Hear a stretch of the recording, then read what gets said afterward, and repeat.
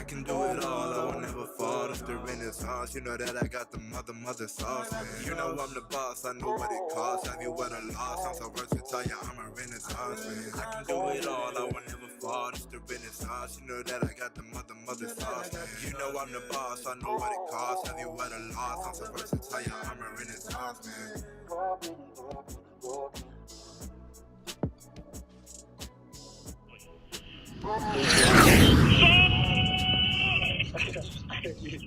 Congratulations, brother.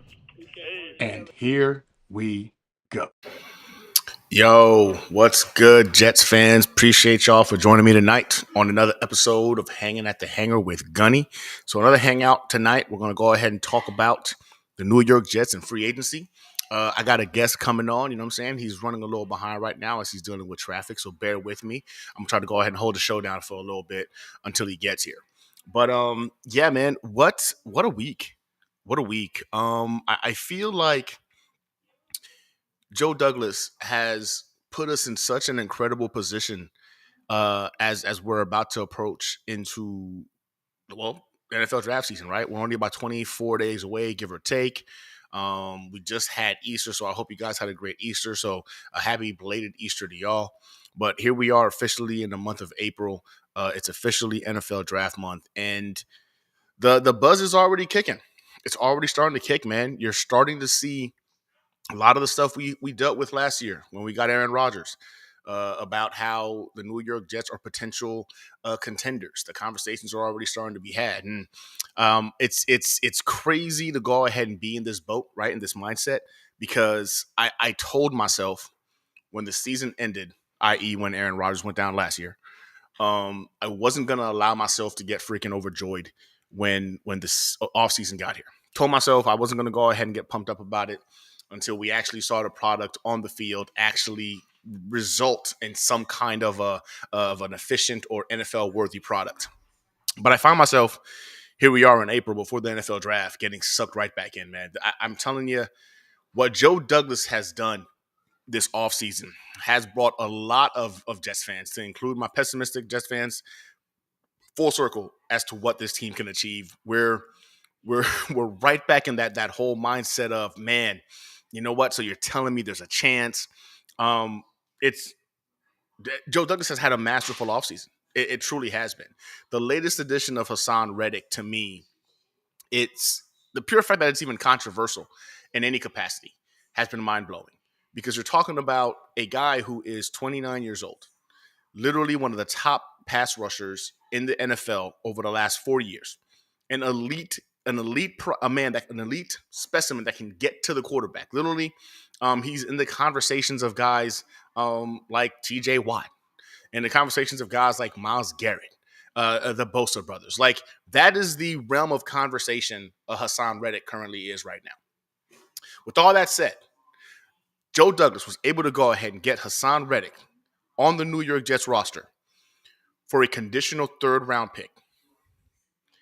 Not this draft, not this year, not next year's draft, but in 2026, literally 3 drafts away, a conditional third-round pick to get what is today a top 5 edge rusher over the last couple of years, over the last 4 years. He's an all-pro, 4-time Pro Bowler.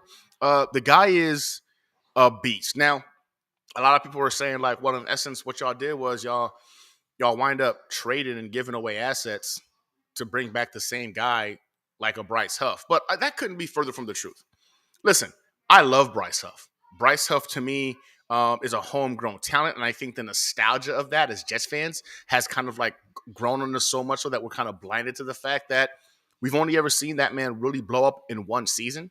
Now, I know we can talk about, like, yeah, his pressure rate and his get off the few years before last year happened, but if we're being honest with ourselves, Bryce Huff has only really exploded onto the scene in one season, double-digit sacks last year.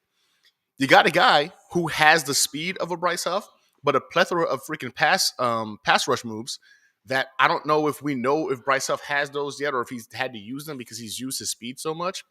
But Hassan Reddick is a full complement of an edge rusher. He can do it all. And he's an impact run stopper as well. He can go ahead and do damage and tackles for loss. Hassan Reddick, in all actuality, is who we hope Bryce Huff can become. a couple years down the road. Why wait when our window is now and we can get Hassan Reddick here, which is in essence what we want Bryce Huff to be in a couple of years? And I get it, man. Homegrown talent. I understand the love for him. I understand the passion for him. But if we're being honest with ourselves, Hassan Reddick is a game wrecker. He's a game changer. Our defense got better with adding Hassan Reddick. So for me, I'll never understand the individuals that are talking about giving up a third-round pick. Oh, and mind you, if the New York Jets don't extend Hassan Reddick and he has a blow up, like he blows up this season, right? And he goes off for double-digit sacks, I don't believe he'll see 68% of the snaps because, let's be honest, that rotation is there for a reason. Nobody on our defensive line gets that kind of usage unless your name is Quentin Williams. So I don't believe that's going to be the case, but I digress. Double-digit sacks, right? And he winds up going into free agency. He's going to get a big-time contract at the age of 30 years old. He's not a chump. This is going to be an issue where he can't get signed to another team that needs an elite edge rusher still in his prime. That means the New York Jets would get a compensatory pick back between the third and the second rounder, depending on the value of that contract. So when you really think about this, Joe Douglas, in essence, traded for Hassan Reddick to come here. And if we don't extend him, we in essence just absorb his contract because we're giving up a third and we'll probably get back a third, if not a second round pick in 2026, compensatory pick, when Hassan is signed by another team. It's, in all actuality, it's beyond a no-brainer. You improve immediately right now while we currently have the window that we have. And you also still protect potential assets in that draft in case we might need them. Now, if they re-sign him, I'm not going to be mad about that. You're talking about making sure that elite defensive line sticks together for a couple of years. I'm all about it.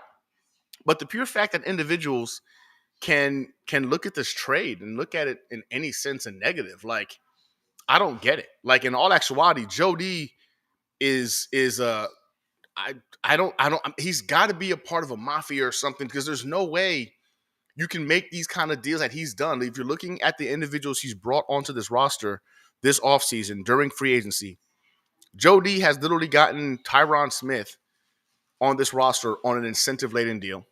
You got Mike Williams on this roster on an incentive-laden deal. You got freaking Morgan Moses for, peanuts to be on this roster. You were able to go ahead and get an up-and-coming freaking right or left guard in Simpson, a guy who really, really showed out last year for the Ravens. And then now you add Hassan Reddick. I have a hard time seeing in any capacity how, like, anyone could look at this freaking offseason and not think it's a win. I'm going to make him an offer he can't refuse. I mean, literally, he's been out here freaking just doing whatever he wants, and then these guys are accepting the offers because Joe D is just mythical in that way. I want to give a shout out to some of y'all. I see a lot of you guys in the chat. Dano, was good, bro. Always a pleasure to have you on here with me, man. Daniel Murphy, what's up, my man? How you doing? Dark Soldier, always a pleasure, dog. Always a pleasure. Titan, why not sign OBJ? Now, in all actuality, I don't think that's a bad idea. I think right now the money is obviously going to be a factor, right? I think, right, if I'm not mistaken, we're at about $2 million in current cap space. We can maneuver things around to go ahead and potentially make and create more cap space. But I wouldn't be opposed to the OBJ thing, man. I think DK's in the back. DK, give me a thumbs up if you're ready. Cool. So like if they wanted to go to OBJ, right, especially after getting a Mike Williams and you got OBJ as wide receiver 3, maybe 4, if you I still think you use at least the third rounder on one of these wide receivers. This class is so deep, you got to go ahead and take a shot at potentially landing another star on the other side of Garrett Wilson for the next couple of years if you go the offensive line route. I wouldn't be mad about that, man. OBJ as a wide receiver 3, as a wide receiver 4, you really can't go wrong. This is a guy who's still got a little bit of gas up in the tank. I don't think he would warrant a lot of money because of the fact that he didn't have the kind of breakout season we were expecting for him to have last year, or anybody was to make it, to be honest. So we might be able to get him at a team-friendly deal. But the money's the thing right now, man. We got $2 million in cap space. We're going to need roughly $10 million to sign our draft pick. So I don't know. I know we can restructure and create upwards of 30 mil, if I'm not mistaken. So, I mean, I wouldn't be mad about it, Titan. All right, so we got DK. I think he's driving home, man. Yo, DK, what's good, brother? How you doing? You're muted, brother. I can't hear you. Uh-oh. You can hear me? You drive?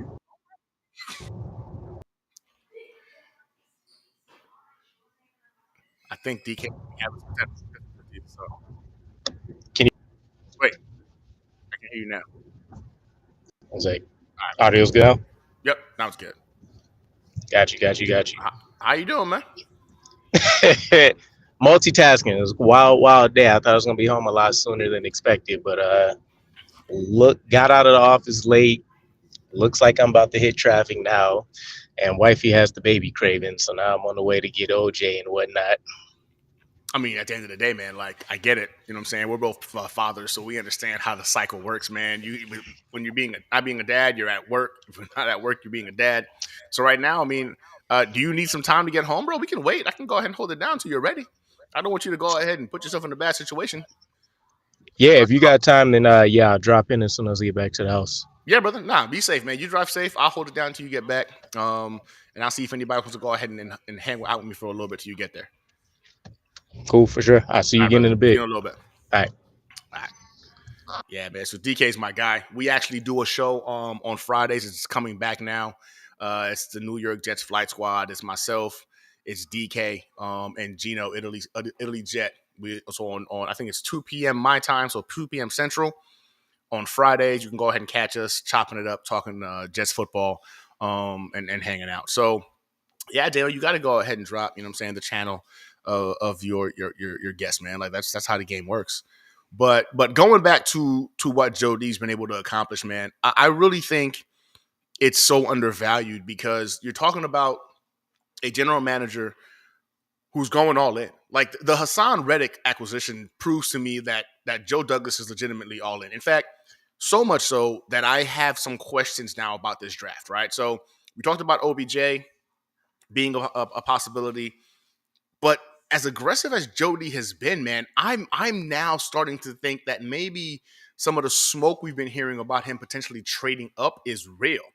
Now all of a sudden, as that's becoming the norm, you're getting word that like, oh, they'd be interested in trading back more so than trading up. It's almost as if like he's trying to go ahead and create the smoke screen so nobody sees the move he's gonna make. So I'm all for it. But I want to discuss this with DK whenever he gets on here, man. But I'm gonna ask y'all the question.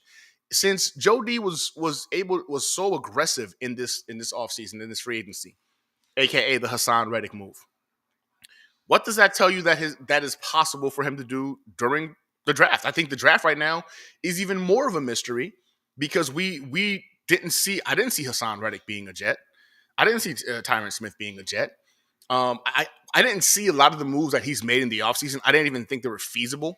And somehow, some way, he made them happen. So he's going on an all offensive. He's on the attack mode. I think he understands his window that we currently have right now with Aaron Rodgers is a short window. But I'm curious, man. What do y'all think in the chat in regards to like what Joe Douglas is going to do in the draft? And if you're going to be joining me for the NFL draft, I'm gonna be live on the draft. I'm doing a giveaway. I've decided that. Got to do a giveaway. It's the freaking draft. I still got a couple of things that I could go ahead and put out there and market. So I'm still getting that put together. So if you're not subscribed to the channel, you're only going to qualify for the giveaways if you're, again, subscribed to my YouTube channel. So if you're watching me on Twitter or Instagram or Facebook, do me a favor, jump off real quick, log into your YouTube account, go ahead and subscribe, hit that notification bell, and then you can jump back if you want to. But I mean, the YouTube experience is just a different beast. But there is going to be a giveaway. Now I'm just trying to figure out if I want to make it purely a New York Jets like item giveaway or a fan giveaway. I'm working on those particular details. Let me know what y'all think I should do. Should it be a New York Jets focused giveaway or just in general NFL football fan giveaway? And then I'll go ahead and take cues from you guys. But there was an interview conducted by Hassan Reddick earlier today, man, and it also kind of like the dude's already embracing the mindset of it being a New York Jet. You know what I'm saying? What this defense is about. His press conference was awesome. The guy is obviously he's bought in. I really believe that there's a very good chance that I think this defense, with the ability to actually operate with leads, can do some damage. Now, I'm not going to say the Chicago Bears defense, you know what I'm saying, like our boy Reed did. I'm not saying that. But I'm saying in terms of what this team can produce while actually having a lead, being able to operate, you know what I'm saying, getting after the quarterback, I think they can do some damage, man. But let me share this with y'all, man. This is Hassan Reddick video. Let's go full screen for that. Can I make that full screen? Boom.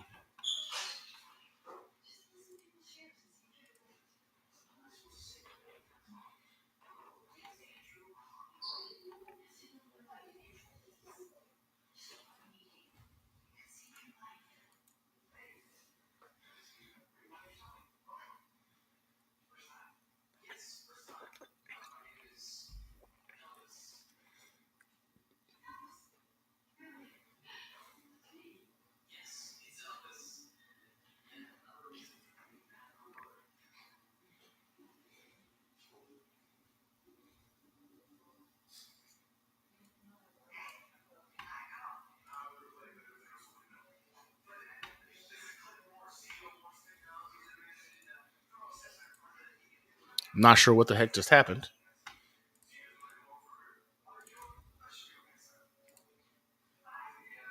All right.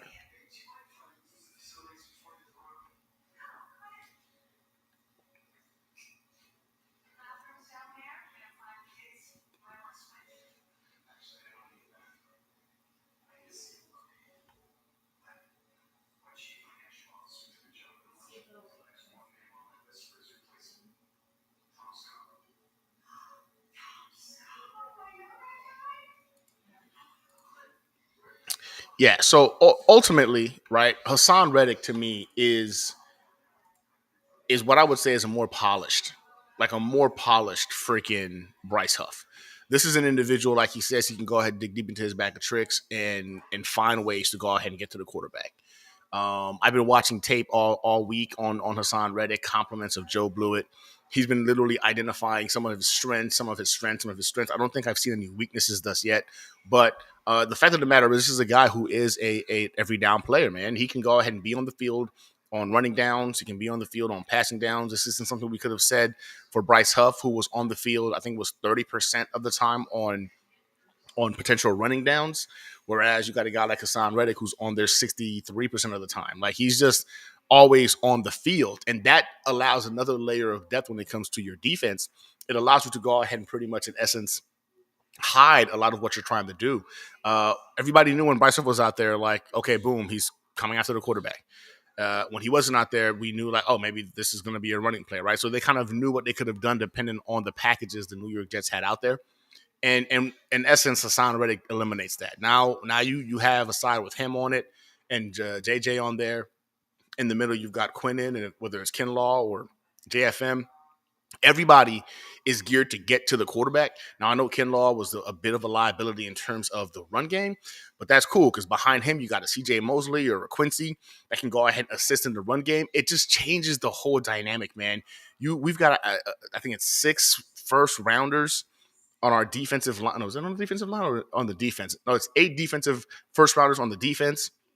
It's a loaded, stacked defense, man. This Jets defense is going to be able to allow you to go ahead and win games. Last year, we lost 8 games by 1 score. By 1 score, while having the worst offense in the NFL, or the 31st ranked offense in the NFL.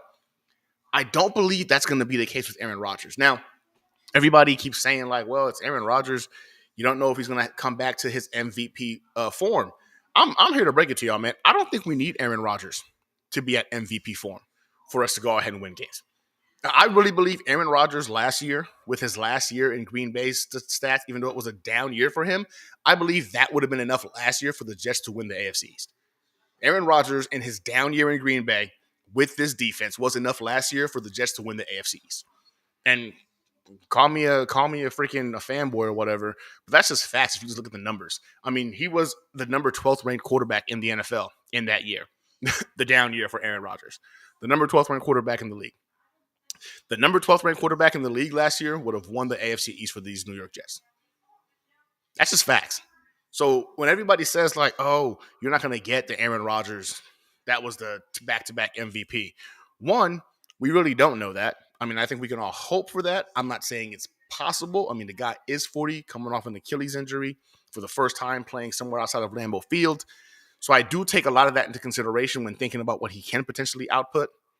But there's no way Aaron Rodgers falls off of a cliff and is not a top 15 quarterback in the NFL. You couldn't sell me that pipe dream if you tried. I think last year that injury sucked. It set us back in terms of where we were supposed to be and where we wanted to go.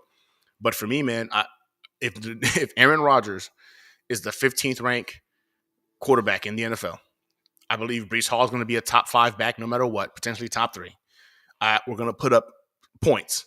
That's going to be more than enough for this team to go ahead and compete for the AFC East. Now, if Aaron Rodgers is a top 10 quarterback in the NFL with a top 5 defense, top 3 defense, with a top 5, top 3 running game, then I think we're talking about a guy that can potentially take it all the way to the Super Bowl or at least the AFC Championship game. Now, we just recently got some bad news today, which I think impacts our special teams, which we all felt pretty good about beforehand, I think. But we lost one of our guys today. I think he went to, if I'm not mistaken, the Cleveland Browns. Yeah, that hurt. Yeah, so we lost Justin Hardy. He's officially a Cleveland Brown. And you can always tell, man, when somebody that you like, right, is leaving the your team, because we've seen this guy get all kinds of love from the fan base. We've all been screaming for him to be the guy, to go ahead and have another opportunity to be a Jet, right? To go ahead and get re-signed. And he's gone. Not going to be the case. And I think losing him to the Browns, I'm not saying like it cripples our special teams. I do believe that we have a really, really good special teams coach. Having a brain fart right now, but really good special teams coach in Bowen. Wow, brain fart. But I think we'll be all right. We'll be able to go ahead and kind of like mitigate some of those concerns, the losses that we had with him.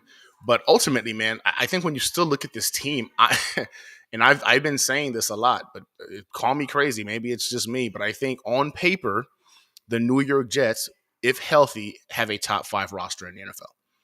I don't look at any other teams and think to myself like, man, their team's better or they got it better or anything like that. I look at this New York Jets, and on paper, they have a top 5 roster in the NFL. There's not many teams more complete than this, right? And even those teams that I would say are ahead of us, I say are only ahead of us because of the quarterback and coaching, right? I would say Patrick Mahomes, obviously, if you got him on your team, you're obviously in the conversation for being the best team in the league. But then after that, I would say, you know what, coaching. You know what I'm saying? Andy Reid is a genius. That's why they would be ahead of us in terms of that comparison. I believe the Philadelphia Eagles roster is still very stacked. A lot of people may be down on the team as a whole after seeing last year. They've lost some pieces on the offensive line. Like a guy like Kelsey, you can't really replace a guy like that. But I still believe overall, even though I'm not a fan of Nick Sirianni, the man can call some pretty good offensive plays. So he's an offensive-minded guy. In this day and age for the NFL, you got to give the guy credit, right? So the Eagles, I would say the San Francisco 49ers, even though they're starting to run into that time frame where like they need to make a decision on how they're going to get better, because those salary caps are going to start hitting, and they're paying a lot of individuals on that roster. You're starting to see them potentially lose a guy like a Brandon Ayuk. So it's telling you right now that like decisions have to be made. Tough decisions have to start getting made. And then if I'm gonna be honest, man, I like the Lions a lot, man. The Lions and how they're built. I think the Lions are built pretty well. Jared Goff obviously has found a new level of resurgence in them. Wide receivers, the running back, the quarterback, the coaching, like there to me are a pretty complete team. But after that, man, some would say like the Cleveland Browns. Okay, they're an argument to be had, right, for that 5th. Lamar Jackson, the Baltimore Ravens. I think they took a lot of L's this offseason with how much they've lost in terms of their offensive line. So I don't really know if you look at that team and think they're better or as complete as they were let's say, last year. So they've taken a step back. You look within our own division, I think the Buffalo Bills are still the Buffalo Bills, right? Until proven otherwise, they're the team we've got to go through in order for us to potentially, well, win the East, right? We can't win the East unless we go through the Buffalo Bills. So they're still the king of the freaking East right now. But I look at that team and I'm not scared. Josh Allen career performances against the New York Jets has been nothing impressive. They've made him look basic, you know what I'm saying, throughout his career playing the New York Jets. If we had a competent quarterback, we'd be able to beat them, I think, more often than not. We've seen Zach Wilson do it a couple of times. So I think Aaron Rodgers being behind the wheel of this offense can definitely go ahead and cause some damage. The Miami Dolphins, listen, I think their offense is terrifying, right? They still got Mostert. They still got Hill. They still got Akane. They still got freaking Waddle. And they still got freaking McDaniels dicing up plays to go ahead and make Tua's life as easy as possible, right? And as long as that core is together, I think the quick freaking routes to get the ball into the playmaker's hands is always going to be a benefit because that's a lot of speed to have to contain. But are we really worried about their defense? Their offensive line also took a bit of a hit this offseason. So I feel like when it comes down to it, and again, on paper, if healthy, right, the New York Jets freaking roster is probably the most complete roster in the AFC East, and it's a top 5 unit in the NFL. DK should be taking his time, huh? Reddick is going to feast. Yeah, no, I couldn't agree more, man. This Reddick acquisition to me was crazy. I really didn't think this was going to be something that – I mean, I know Jake Asman said something about it. I think it was like last week, the week that it happened, he had mentioned it earlier on in one of his podcasts, like, hey, you know what, a possibility would be freaking Hassan Reddick. And he kind of brought him up. And for me, I thought to myself, that would be great, but we giving up an asset. I didn't see that part coming. And then when you look at Hassan being freaking 29 years old, you know what I'm saying, was a defensive MVP candidate, just one season removed, double-digit sack guy for the last 4 years. I really thought like, nah, that's a pipe dream. We're not going to be able to go ahead and do that. But it brings me back to the fact that Joe D has been so aggressive, man. Like, I don't know what he's going to do in this draft. Like, in all actuality, I believe the move should be freaking offensive line. That's the route I want to take. I know a lot of individuals don't agree with that, and that's fine. But for me, the move is definitively what the heck just happened? Are y'all still there? The move should definitively be offensive line. So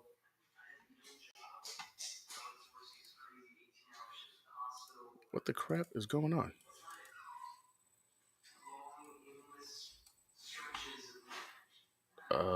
I'm not even sure if you guys are still. Can y'all see me? If y'all can see me, say something in the. I guess I can't even see the chat.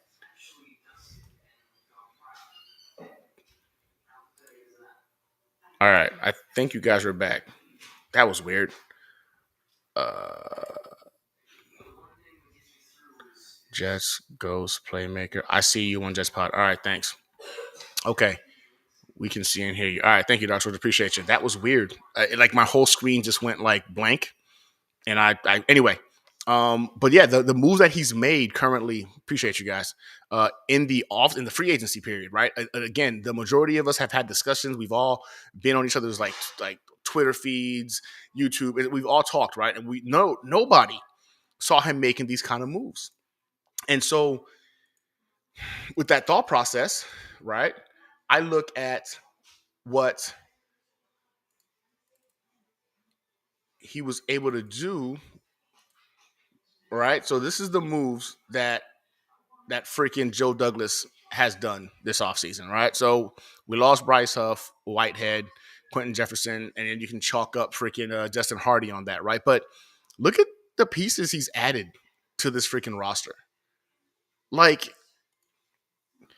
Hassan Reddick, Mike Williams, Tyron Smith, John Simpson, Javon Kinlaw, Tyrod Taylor. Like what's crazy about this is these aren't just like good players. These aren't just like great players. We've got an all pro here. I'm sorry, we got 2 all pros added this offseason. You've got multiple time pro bowlers added this offseason, and a career backup in Tyrod Taylor, who has a 2-to-1 touchdown interception ratio, a career 64% completion rating, and one of the more accurate deep ball throwers in the NFL at the backup position, obviously. This is components to a team that is screaming, we have to make the moves now. These additions are leaps and bounds ahead of what any of us assumed possible. And that's what Joe Douglas has done this offseason, man. Like that's what Joe D was able to accomplish. For me, when I look at this, if I'm being honest with you guys, I start to wonder whether or not Joe D is thinking the whole, you know what, go for it all aspect is crazy. I'm really starting to find myself in that thought process or that mold of he's going to trade up this draft and go get a Malik Neighbors and go get an MHJ or maybe go get a Joe Alt, a piece that I think is going to be an elite component to making sure this team sees the finish line. Whether it's adding the wide receiver or adding the offensive lineman, for some of y'all, adding Brock Bowers, which again I'm still against, but I digress. I think when you put these things together, like I don't think any of us here can look at this upcoming NFL draft and feel like, oh yeah, no, he's definitely going this route or he's going that route. I don't think anybody here can say that, man. Like it's one of those things where he's put more pieces around Aaron Rodgers than I think he's ever had in terms of collectively as a whole team, right? I think like the 2009, maybe 2011, Green Bay Packers had probably a much better wide receiver group in terms of well-rounded talent, right? James Jones, you had Randall Cobb, Jordy Nutt, like those guys in their prime. I think that was an elite combination of freaking weapons to be throwing to. But that was homegrown talent. You know, you piece those guys together to go ahead and make that wide receiver room. But there's already proven talent here that hasn't seen full potential yet because they've never had a quarterback like Aaron Rodgers throwing them the ball. Aaron Rodgers is one of the prettiest throwers of the deep ball that we've ever seen at the NFL level. It looks effortless, and the accuracy that he puts behind those passes downfield is just insane. Now you got a guy like Mike Williams, who is literally known as the 50-50 eliminator. It's no longer a 50-50 ball. It's an 80-20, right? Like that matters when a guy like Aaron Rodgers can take advantage of a weapon like that. A guy like Garrett Wilson, get the ball in his hands and he creates. Garrett Wilson has proven himself to be like quarterback proof, right? So think about that. Garrett Wilson has proven himself to be quarterback proof because Zach Wilson thrown him the ball. And Zach Wilson and friends, let's just be honest, it wasn't the brightest group of backup quarterbacks either. And the kid still has gotten back-to-back freaking 1,000-yard seasons. All while other teams know he's the primary weapon, him or Breece Hall. That matters, man. Like he literally has eliminated the need for a good quarterback. Imagine what this kid can achieve with a legitimate NFL quarterback. The more and more I think about what has happened this offseason, the offense, mind you, didn't just get better by adding freaking Mike Williams and upgrading the offensive line. Aaron Rodgers is going to be the quarterback behind this offensive line. Aaron Rodgers is going to be the quarterback getting the ball to those weapons. That's a massive upgrade to the offense. In fact, if Joe D had just fixed the offensive line, got Aaron Rodgers back, and decided to draft a wide receiver in the draft, we would have all been like, boom, A+, freaking free offseason. Now let's go ahead and freaking attack the NFL season and try to go ahead and chase the Super Bowl. We'd be content with that. I think few people would be upset about that, right? Like, because he added another offensive weapon in a wide receiver. He would have added more pieces to the offensive line. And then you get Aaron Rodgers back. Last offseason, we were significantly more hyped than we are now. And the only thing that really happened is we got Aaron Rodgers. I mean, Allen Lazard, Randall Cobb, we accepted them because they came with Aaron Rodgers. But the moves made last year, I don't think even hold a candle to the moves in terms of multiple that have been done this offseason. Aaron Rodgers definitively was the prize last year, and it allowed us to go ahead and kind of bypass the other mid or less than mid moves made. We even made arguments as to how Aaron Rodgers could elevate, guys who were either on the downside of their careers, aka a Randall Cobb, or an Alan Lazard who was a drop merchant, right? Who drops everything thrown his way. We made excuses as to like, hey, there's still going to be an improvement because now Aaron Rodgers is throwing him the ball for the Jets as if he wasn't throwing him the ball with the Packers and they were mid. But I digress. Aaron Rodgers is a huge get for this offense, and he's a huge get for this defense. Because with Aaron Rodgers behind the helm, I guarantee you the New York Jets will not be leading the league again in defensive snaps. Our guys were on the field nonstop last year. The pure fact that we had a top 3 freaking defense when they were on the field, I think it was like 70-something% of snaps, overall snaps for the season, right, for the team. Like most teams are at that like 50-50, 60-40. Like that's how you want it to be. No, 77% of the Jets snaps last season were defensive snaps. These guys were on the field nonstop, fighting for their lives and doing incredible jobs. Like as good as they were last year, they were doing that while they were gassed. Those boys were gassed and they were doing that. So for me, man, the fact that we can go ahead and get Aaron Rodgers in here, who we know can play football at the quarterback position, like at a high level, and I think can go ahead and impact getting us some leads, bruh. I see Johnny jumped into the back. You ready, Johnny? Hey, what's up, Johnny? How you doing, brother? What's up, Gunny? Hey, man, shout you out, bro. This is dope. The setup is amazing, man. Yeah, I had a couple of technical difficulties for some reason earlier, but I think I see what I did wrong. I'm still getting used to this new streaming software and whatnot, but I'm glad y'all could still see me, even though I couldn't see y'all. It's so crisp, man. It's dope, man. Appreciate you, brother. Appreciate you. I want to ask you a quick question, right? Sure thing. Because I mean, the Jets are all in, right? And then I did see that report a little bit earlier about. I've always been high on Boyd, right? I thought it was a no-go once he went over to the Steelers, right? But I guess he walked away from that deal, supposedly, right? Uh-huh. Is that still a play for us? Should we do it? I mean, I would love to welcome that kid over because he's still young. You know, talking about Boyd, Tyler Boyd? Tyler Boyd, yep. Yeah, again, I think it makes a lot of sense, right? But I'm starting to get the vibe that the Jets are going to take the gamble at getting one of those top wide receivers in the draft, man, whether it's in the first round or the third. I do believe one of those picks is going to be a wide receiver. Tyler Boyd is a guy you're going to go ahead and have to put some money in his pocket, right? Like you said, he's young. He's performed at a high level at the NFL level. I would love to have him. Don't get it twisted. I would love to have him and still add more weapons through the draft. But I think at this point, we've got about $2 million left in cap space. Keep in mind, we're going to need $10 million to sign all of our draft picks, right? So we're going to have to create cap space somehow. So I'm pretty sure Joe D's back there working his magic, you know what I'm saying, to restructure the fake cap and get more money out there. But I was just saying earlier, Tyler Boyd or OBJ, I think those guys would be assets. I think Tyler Boyd comes in as a price at a bit of a higher price tag. But I wouldn't be opposed to bringing in, like, say, an OBJ to be wide receiver 3 or 4, right? And we still get a young guy in the draft. Like, I think it's almost, again, impossible for Jody to do anything wrong right now because of how well he's handled this free agency. He's done more in the past 3 weeks than anyone to include the professionals imagined could be done for the Jets roster. And he's done it at a ridiculous bargain, too. Like, he's gotten ridiculous price contracts or trade compensation. So, I wouldn't be opposed to it, bro. I'm all about putting as many weapons around Aaron Rodgers as possible. You're never going to hear me say, like, no. I know I keep saying no to freaking, like, Brock Bowers, but if the freaking Jets decide, like, he's going to be that much of a weapon and he's that freaking elite, and Aaron Rodgers is like, yeah, I could use this kid, who am I to go ahead and say, like, no, Aaron, we're not going to go ahead and draft the kid? You think I refuse to do that. Like, at least they're trying to put more weapons at his disposal, and I'm on board with that. I would just hate it at 10. I won't lie to you. I would hate it at 10.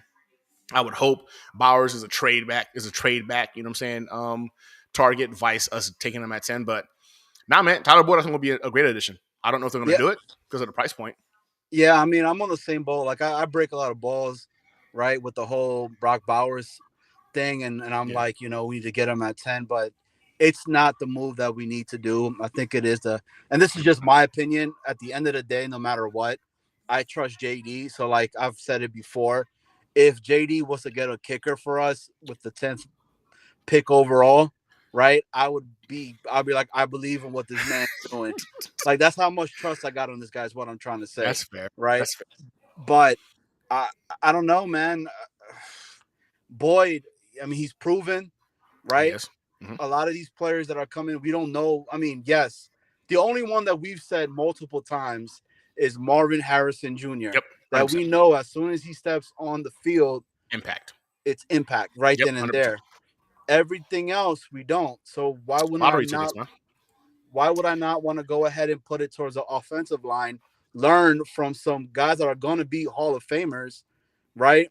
And then we're still good for whoever.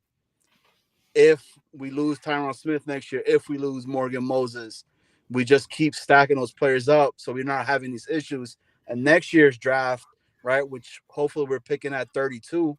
Yeah. Right?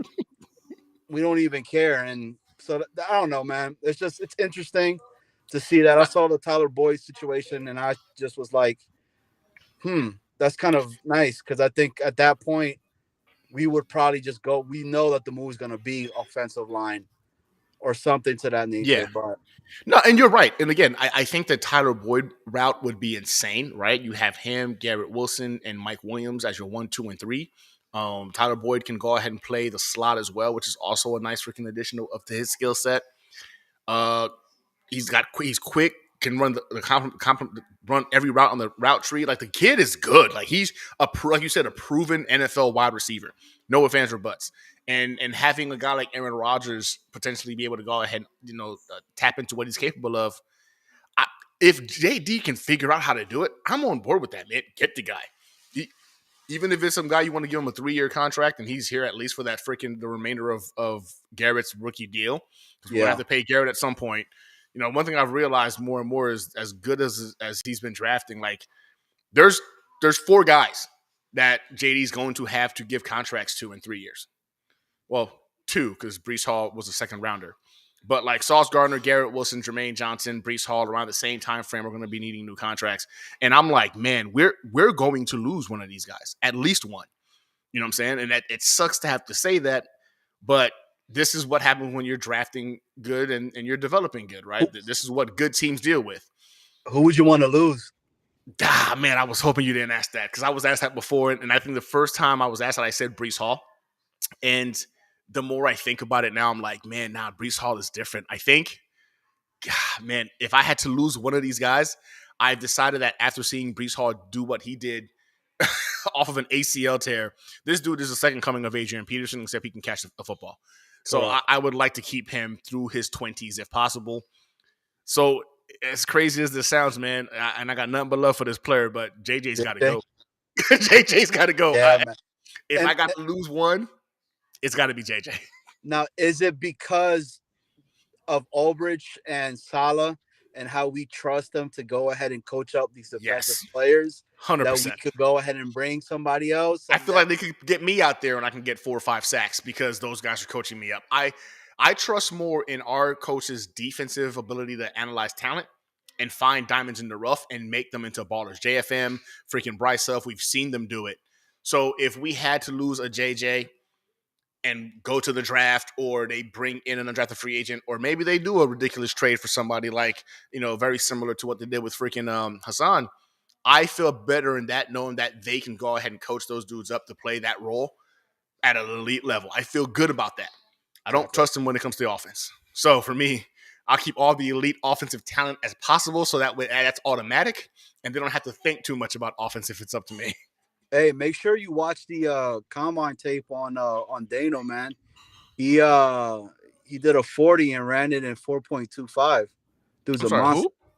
Dano. But Dano, like in the group, Dano? Yeah, bro. He got like a 4.240, huh? Yeah, man. 10-inch hands and the whole 9. That's what I heard in the streets. Well, then if that's the case, man, can he play wide receiver?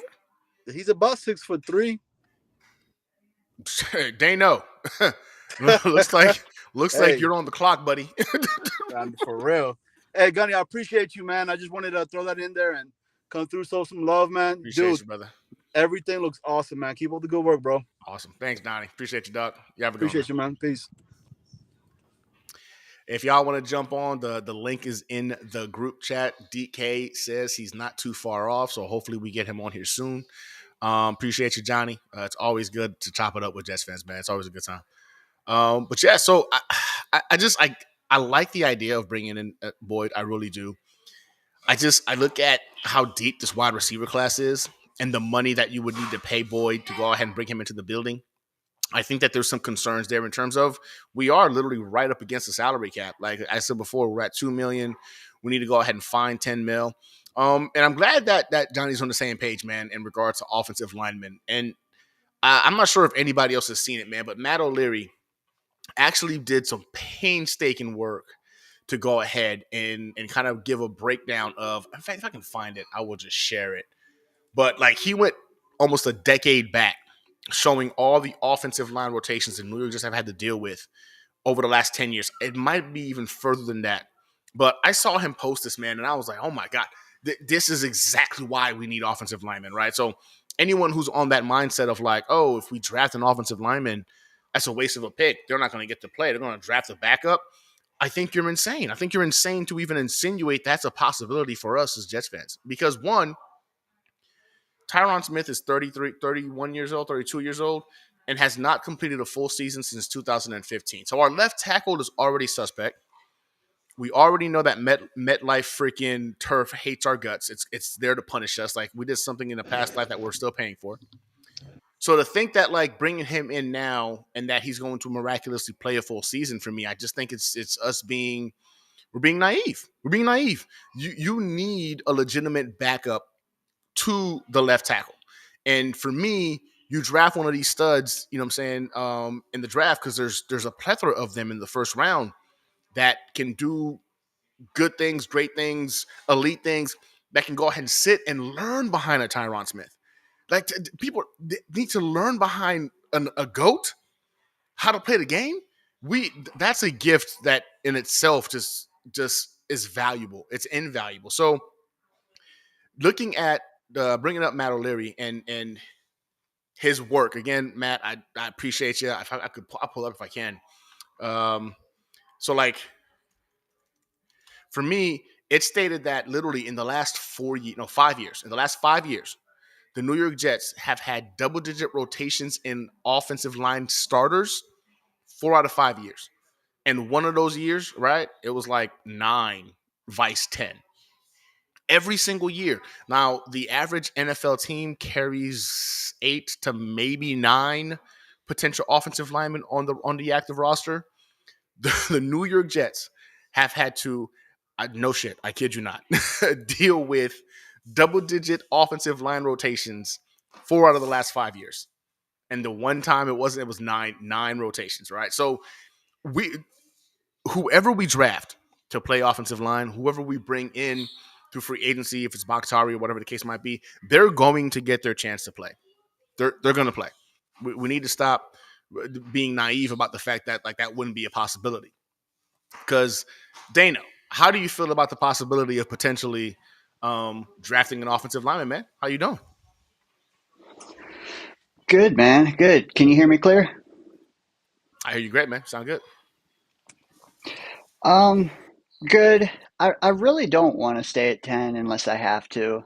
Um, just because like looking at the trade value chart and stuff, like pick 10 is so valuable. It's like equivalent to 2 late ones, which to me is our 2025 and 2026 ones together.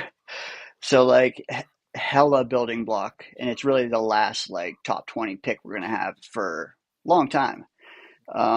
So I building the team, man, parlay it, double it, triple it, sprinkle it over time, like that's me. I mean, I get wanting to just explode and get that trophy, but I I think we're there, man.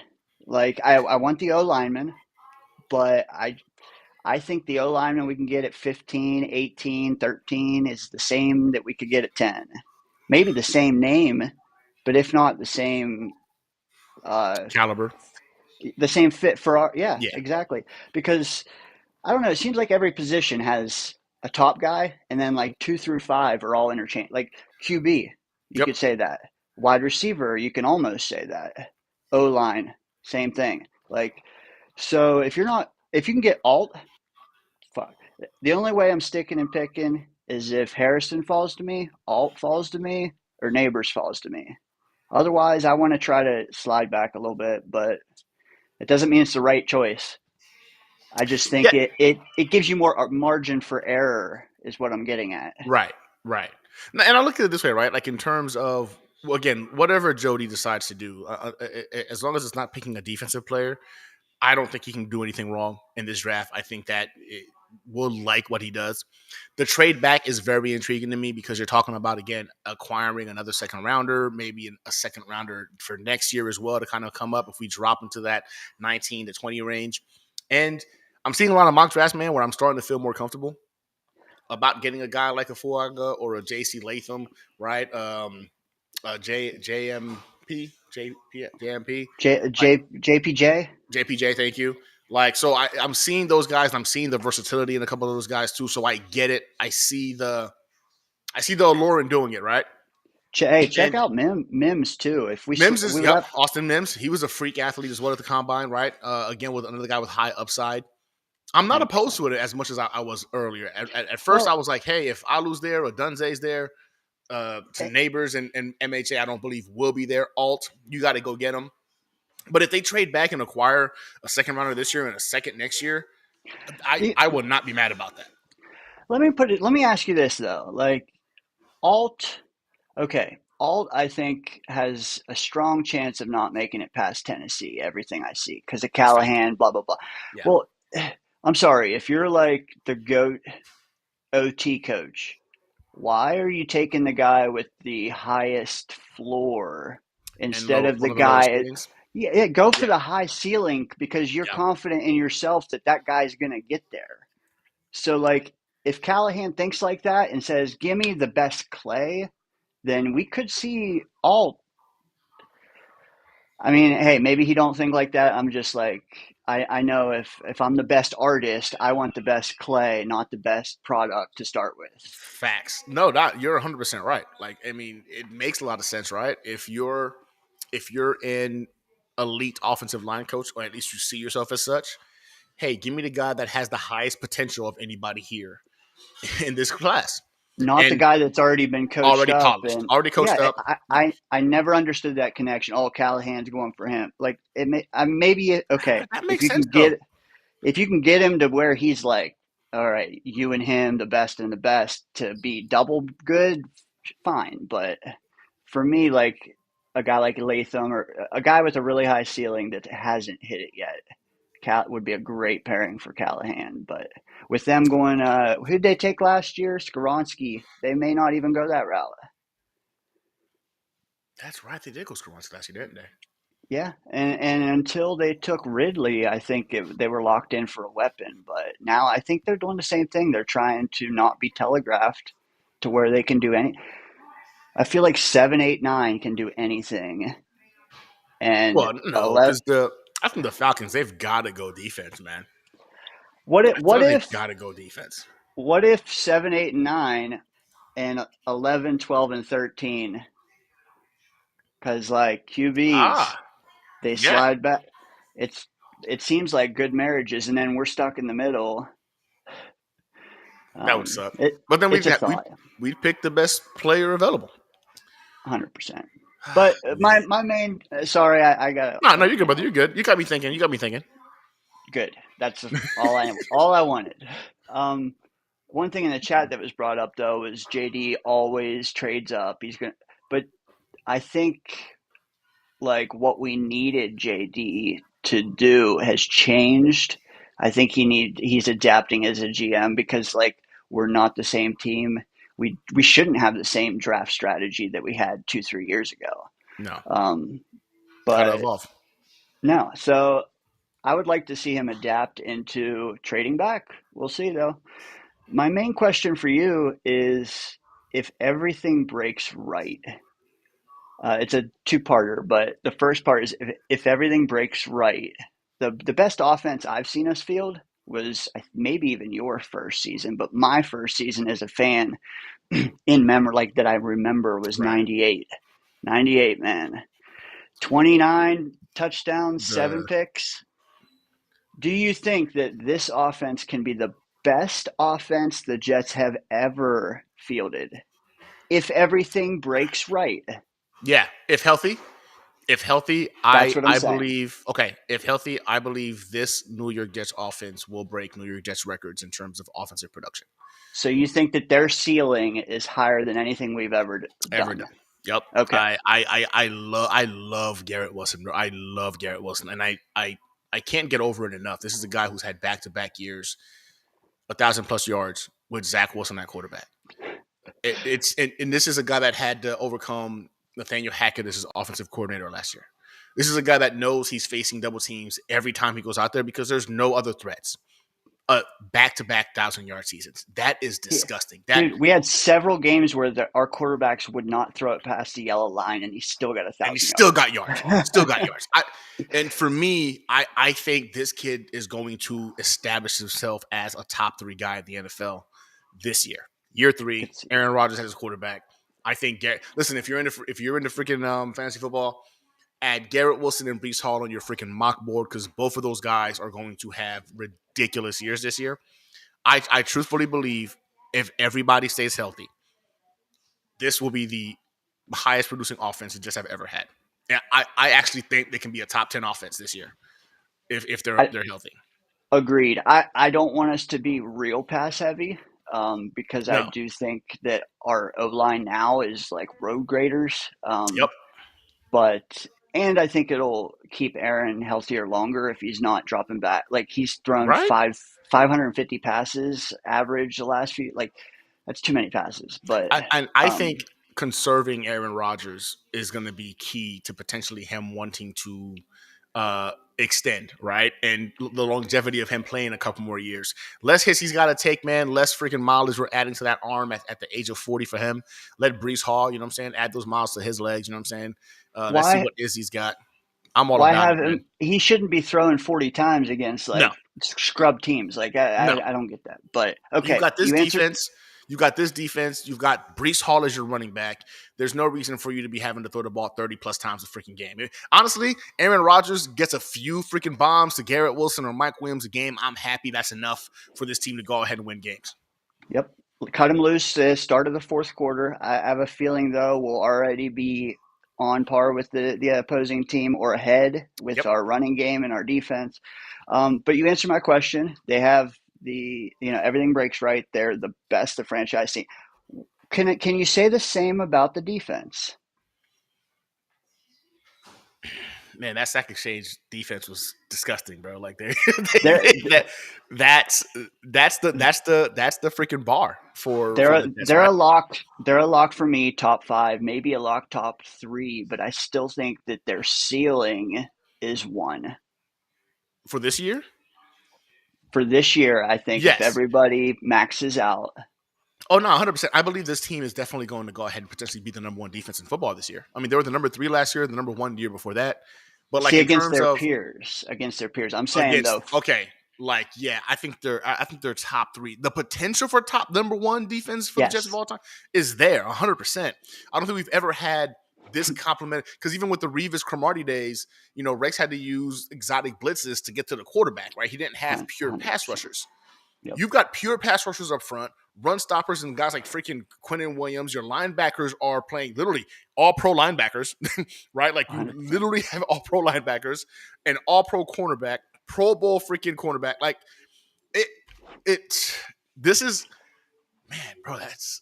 Each unit, man, could be the franchise's best ever. Like Hassan said, got dogs at the same time. Like, how the hell can you ever question JD? Or like, it makes it gives me chills, man, for real. Man, but think about it like that, man. Like this, dude, at the same time, that's.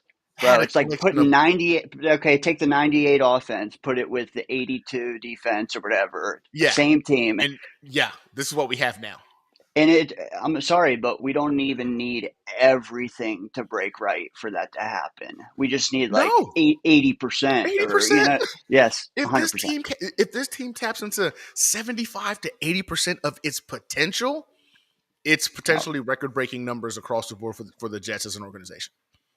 so ensure it, man. Give Oh me a man. slide back. Give me an O line. Okay, then you give me a Garrett See, man, I think I'm insurance. team trade back, bro. You're right. That Like, does not mean. I mean, you don't have to connect the two at all, because you no, know what but I mean. like in terms of adding more assets to just keep the rotation going as we continue to move on to the year, it makes sense. Give me meat on the butt, like ribbed meat. But yeah, Wow. Like in yeah, all actuality, like I've apologized before for being a JD doubter because as this yeah. season came about, man, I jumped on the JD doubter stage. I'll admit it, it was rough. It was a hard time for me this year. Okay, we had our hopes high as hell, and then within 4 snaps, it was squandered. The not having a legitimate backup quarterback thing really took me to a whole other level. I And digress. I don't know, man. Our it's hard not to have a perfect expectation for you know what I mean. Like, Right, but nobody does it perfect, and also you can make the perfect plan that doesn't happen, or you can make the perfect selection, and that guy just bust. any dude. This market is Yeah. no joke, man. I don't know that any 21-year-old quarterback can even survive unless they start hot, because they won't have the backbone to handle the criticism. Oh no, But I mean, because I don't think it exists. Like, I don't know, man. I got to see it. Eli was the exception because he just that's is true. a little slow, I think. He just didn't care. Yeah, I don't think he could He's process numb, that. man. Yeah, Yeah, yes. he couldn't process people were talking shit about him. It just didn't. Correct. Correct. He wasn't sensitive because he was just unaware, I think. Yep, But that's that's um, exactly what that would be. anyways, I don't want to take over. Appreciate the time, man. Hopefully, I gave you some Hey, stuff to no, think it's about. always a good time, bro. And you did. You definitely gave me a lot to think about, man. Appreciate That's y'all. appreciate you, brother. Yeah, anytime, man. Thanks. All right. Hater, man. I see what you're saying. Okay, so I stand corrected because I did state that they would have to pay. What I meant to say was drafting all those guys in the same draft means you're going to have to essentially pay them around the same time. But I see what you mean. You can go ahead and franchise. You can go ahead and use the 5th-year option as well for 3 of those guys. I keep forgetting about that very, very valuable component. Then you would sign Brees in that situation, and then you can go ahead and kind of offset signings. You know what I'm saying? In those years where they're on their 5th-year option as well. I don't know, man. I don't know if again, depending on what the salary cap looks like, and what this is, we were talking about that draft class of Jermaine Johnson, Garrett Wilson, Sauce Gardner, and Brees Hall about how they're going to need to get paid around the same time. Hater makes a very good point. But yeah, I digress. You're right, Hater. I guess technically you could go ahead and layer them to where you can maximize and keep all of the guys. And Sauce in 25, then sign JJ and Brees in 26. Good point, Hater. Good point. I mean, I would love to see it. I would love for that to be the reality that we get to keep all of these guys. I just don't know if you know what? I'm not a salary capologist, and we all know the salary cap is a fairy tale anyway. So very feasible that we can keep all of those guys, and I hope that's our story. I hope the Jets get to keep all of their freaking stars from that class. Call from Johnny. Oh, right. I think DK is ready for us. Always offers up a little tidbit about someone in the chat. Hey, appreciate Johnny, man. Appreciate Dano. Hey, again, just tuning in. Don't forget to like and subscribe. Again, there's going to be a giveaway. I'm still waiting to see what y'all would prefer in the comments. Just comment below whether or not you think it should be a giveaway for NFL fans. So anybody who decides to go ahead and follow the rules would be eligible to win, or if it's going to be a Jets focused and Jets oriented freaking giveaway. So without further ado, my boy DK is in the back. Finally got his technical difficulties situated. DK, my boy, how you doing? What's good, man? My apologies. Everything that went wrong today, it was like a series of misfortunate events. Get out of work late, traffic hit me twice. Home, get a message from wifey, she got baby. Get to the house, we got police outside the gate. It was a whole ordeal. Oh, we're here. Okay. Well, listen, you got here, bro. You got here. We got about half an hour left on the show, so it's all good. No big deal. So we've been talking about free agency, man. Like I know we talked a little bit about it, via text. But how are you feeling about this free agency class, man? What Joe Douglas has been able to do? Yeah, I absolutely love it. Right, I think. I heard Connor Rogers speaking about this on one of his podcasts that he does with a bunch of people. But I think it's the best way that I've heard our free agency summed up, which was also a great synopsis for how I think our regular season will go. The New York Jets roster for 2024 doesn't have any question marks. It only has ifs, right? If said person Right. can stay healthy, Tyron Smith, Aaron Rodgers, if Brees Hall continues to come back healthy from his ACL injury, if the defense doesn't need to take any steps back with some of the pieces that we've replaced, right? So I look at it as a huge success in the New York Jets' eyes for what we could have pulled off, especially considering that we thought we were going to be tight against the cap. To get one Yep. of these players would have been exciting. To get the whole trio just on the offensive line alone that we did, it's a huge win. Yeah, man. I look at it and think to myself, I still don't know how Joe D pulled this off. Like, because in all actuality, we were all discussing it. We at least thought, okay, maybe he'll figure out one side of the line, and then in the draft, we'd go ahead and supplement the rest. We're talking about drafting a wide receiver to go ahead and complement freaking Garrett Wilson. The salary cap situation to me is why I'm starting to believe more and more that maybe it's not real. Maybe it is fake, because all the concerns that we had, he was able to alleviate. Like, they were non-existent in the minds of Joe D. Like, he was literally able to go ahead and fix every hole. If we think about it, besides safety, there isn't a current hole on the New York Jets roster right now. There just isn't. Yes, Alan Lazard, we don't like him, but he is technically a wide receiver 3 at the NFL level. The guy can still play football to an extent. The running back situation, Brees Hall is a freaking beast in its own, right? I don't want no RB3 or RB4. Give him the ball. Feed him the rock. I don't care. Let's work this kid until he can't run no more, right? Years down the road. So for me, I look at this man and I'm like, he literally fixed every hole that we were all debating and arguing about. Things that we were all crucifying JD for. He, in essence, before the draft even got here, corrected or mitigated all of them. Tyrod Taylor being one of those things where last year, had we had a Tyrod Taylor, I think, again, if he stays healthy, the Jets could potentially be in that wild card conversation. I think it's guaranteed. Right? We're talking about that terrible Chargers game, that terrible Raiders game. That's an entry right there. Those are automatically 2 dubs with any other quarterback. So, and you look at those things, that was one of the first things he said, you know what, I will not do that to the fan base or give them the opportunity to come at me like that again. Boom, got one of the best freaking backup quarterbacks you can potentially have on your roster. So I really look at this whole offseason and free agency period, and I apologize to freaking JD, man. Like, I was one of those individuals who felt some type of way about his lack of effort. Like, day one, I thought he was sleeping. I had jokes, all this stuff, man. I was that guy. But yeah, ultimately, I apologize. I apologize, JD. I was wrong. You know what? Just after effects of the season, if y'all don't know, right? You have a consistent, fan base. They tune in. They see the emotional ride we're always on. But I mean, realistically, in terms of Jets content creators, Gunny's probably one of the more patient guys that you're going to see, right? Let's figure out the plan. Let's try to recraft the vision that these guys have. But I mean, ultimately, though, I think also if you take a look at Joe Douglas, he's not really a knee-jerk reaction type guy. This is true. He really tries to find his root cause analysis and deliver a successful result, right? Let's not just go out and sign some guys just to say that we signed some guys. Let's try to make sure that we actually went and found the right guys. And so I think this offseason, if you just want to, offensive line was, probably objective 1, 2, and 3 for most of us, right? It absolutely need to be overly addressed. That I think that's still a lot of our concern when you talk about, draft and pairing up free agency with it. Right. This is the first time that I can remember where, I mean, what position do we really need a starter at, right? There's question marks, of course. You take a look at guys like, Chuck Clark. He's coming back from ACL. Defensive tackle, they paid Javon Kinlaw like a starter. I didn't love that move, but I did see. That was too much money, in my opinion. For sure.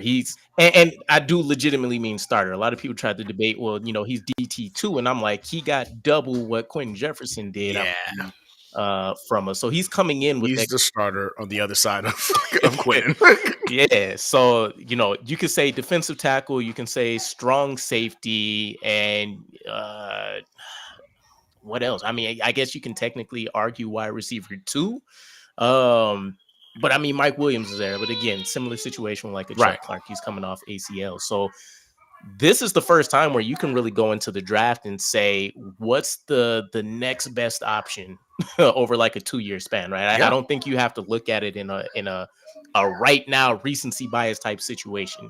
What's the 2 to 3 year impact that we're getting, right? Which I don't know where you're leaning in this conversation, but this is why I still think offensive line, if we stay at 10 and depending on how the 100%. board falls, should be the way to pick those. 100%, man. I think offensive line without question is the move. Like, and again, before you got on, I was discussing Matt O'Leary's painstaking research that he did last week, man, and he broke down the offensive line rotations for the New York Jets over the last decade.